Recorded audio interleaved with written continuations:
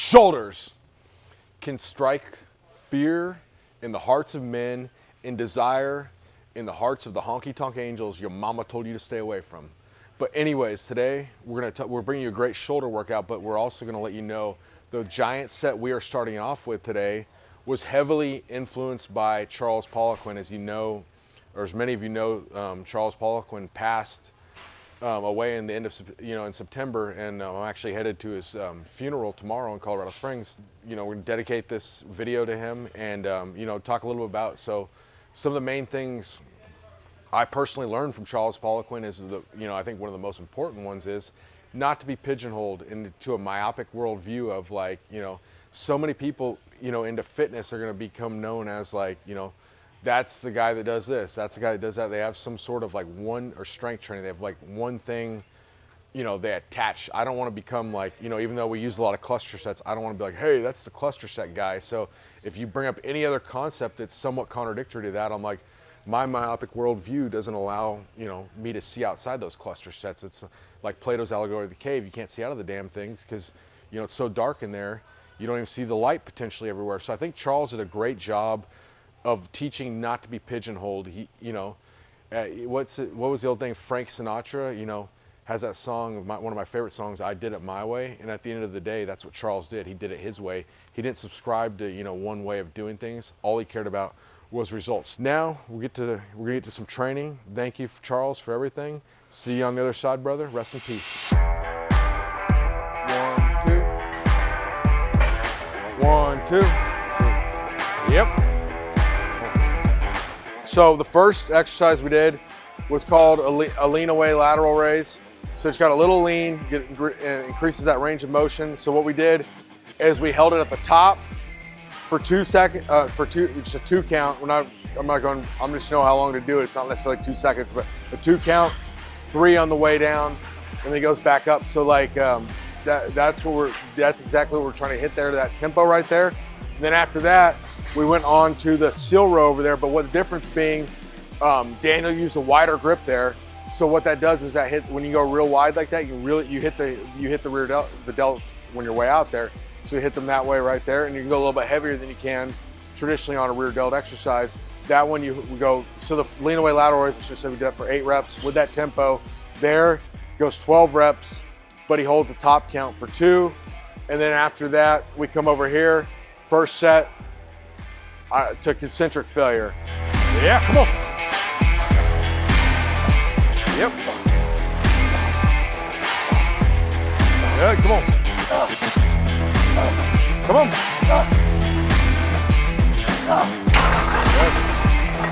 Add 10% on the next giant set, but then it's the isometric failure. Then add approximately 10% on the last one. That's to eccentric failure. So he's going 3 giant sets. So you lean away lateral raise, very wide grip, seal row, hammer strength, overhead press to failure. Those. And then after that, rest 120 seconds to 180 seconds, so 2 to 3 minutes.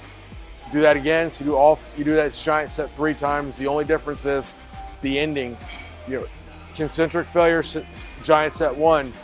Isometric failure, giant set 2.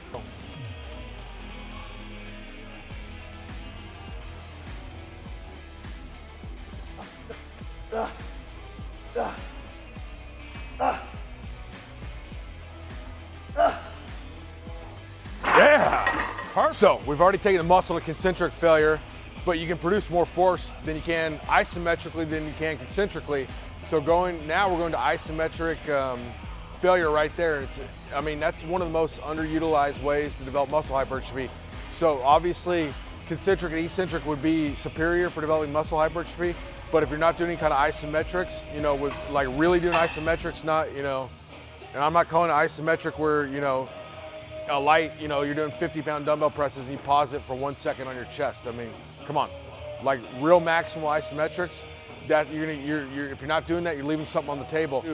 Finally, eccentric failure, giant set 3. And if you're a bodybuilder or a muscle, developing enthusiast, think about what you'd be lacking. Odds are you've worked the old chesticles before, so you're getting a lot of front delt when you're doing that. So you really need to focus, like we're doing the first 2 movements, on you know, the rear delt and the side delt. That's where you're gonna make most of your gains. And if you have, you know, a very robust chest and underdeveloped deltoids, I think you definitely could back off your chest workout a little bit, do real minimal volume, and do a workout like this, you know, every 4 to 5 days.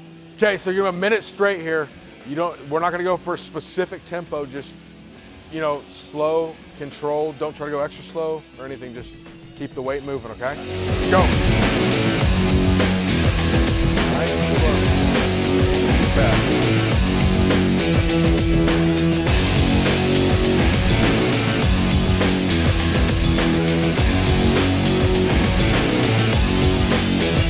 I mean, you look at it, he's doing a continuous tension right there. It's almost like a self-imposed inclusion, just trapping that blood in there. And I mean, it's getting him the pump of his life. The delts are mixed fiber muscle group, so you're gonna have to do heavy weight, you have to do lightweight, you have to do medium weight, you have to do a lot of time under tension, explosive reps. Basically, the delts require a holistic approach more than about, you know, anything else you're gonna do for a muscle group there. So we gotta hammer it all, and that's, you know, one of those things in like bodybuilding, you know, most people agree on is the delts do real well with extended sets, giant sets, all these multiple, you know, schemes of attack. So muscle and fitness, 1990s, 3 sets of 10, ain't gonna cut the mustard if you want to, you know, develop delts that terrorize tailors and take out door jams. Beautiful exercise.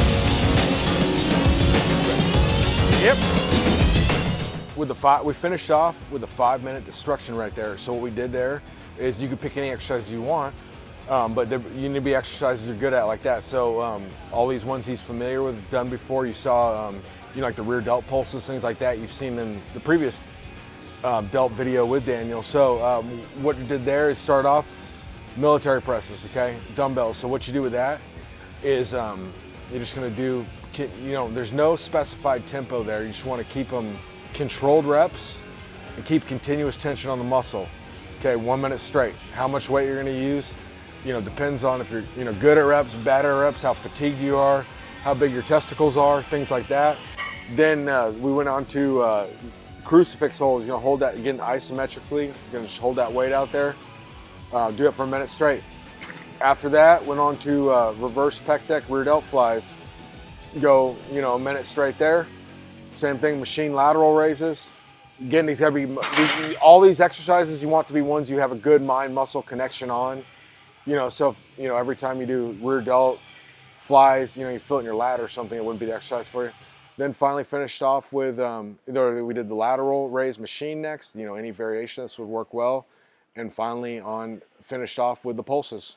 That's one of the best rear delt exercises ever, assuming you have a decent mind-muscle connection or good mind-muscle connection.